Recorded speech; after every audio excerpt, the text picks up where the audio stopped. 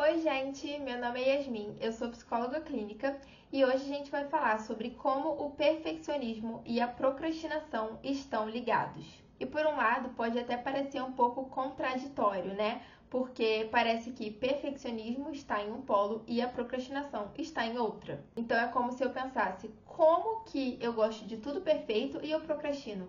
Se eu gostasse de tudo tão perfeito assim, eu não procrastinaria. Porém, às vezes essa necessidade de perfeccionismo tão grande é o que justamente te faz procrastinar, porque você dificulta tanto aquela tarefa que você quer adiar fazer ela porque vai ser desconfortável e vai ser chato. Então, por exemplo, se eu tenho que fazer um relatório da faculdade e eu quero ele extremamente perfeito, com a maior riqueza de detalhes possível, num tamanho grande, porque às vezes eu associo o tamanho do trabalho à qualidade dele, e muito bem escrito, enfim, eu quero um trabalho perfeito. Se eu pensar dessa forma, vai ser um trabalho que vai me causar um desgaste, né? Vai ser meio chato, eu vou ter que estar muito atenta, eu vou ter que tirar um tempo maior para fazer isso e por isso eu acabo procrastinando. Então, se você já é uma pessoa perfeccionista de carteirinha identificada e você também percebe que às vezes você procrastina algumas tarefas e você fica meio sem entender o porquê disso, já que eu quero tudo tão perfeito, talvez seja um momento para você começar a observar isso na sua rotina. Talvez você procrastine justamente por esse fato de ser perfeccionista em excesso,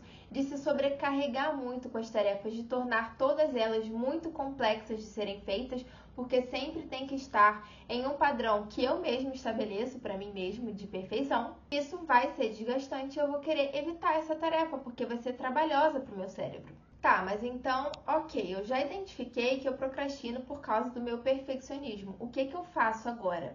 Esse é o momento que você vai começar a ter que confrontar o seu perfeccionismo e lidar com ele e, principalmente, na maior parte das vezes, não dar voz ao que ele está te dizendo. Então, você vai começar a permitir fazer um relatório não tão perfeito, você vai se permitir gastar menos tempo, você vai se permitir fazer um relatório menor, um relatório sem ser corrigido inúmeras vezes seguidas. Você vai se permitir fazer algo que para você, na sua régua do perfeccionismo, não esteja lá no topo, porque a gente só consegue manejar o perfeccionismo indo um pouco contra ele. E isso não significa que a gente vai começar a fazer as coisas de qualquer jeito ou deixar de fazer, mas a gente vai fazer as coisas de uma forma mais flexível. Então, ao invés de eu gastar 1 hora fazendo um relatório que eu quero que esteja enorme e eu sei que nem tem necessidade, eu vou gastar um pouco menos de tempo, talvez eu vá reduzir para meia hora e vou fazer um pouco menos, de páginas, vou conferir menos vezes, vou me preocupar um pouco menos com isso e isso vai ser até um teste. Eu vou fazer isso e eu vou entregar meu relatório assim, ou meu trabalho, enfim.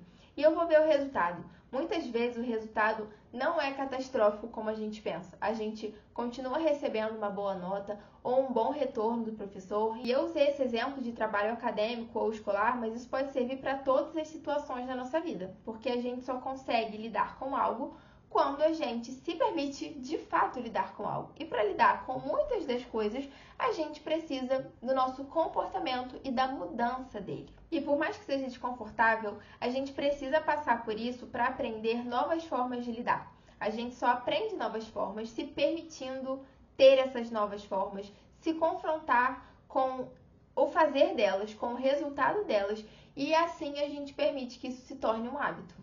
Espero que tenha feito sentido para você. Se você quiser fazer algum comentário ou alguma dúvida, fica à vontade para colocar aqui nos comentários.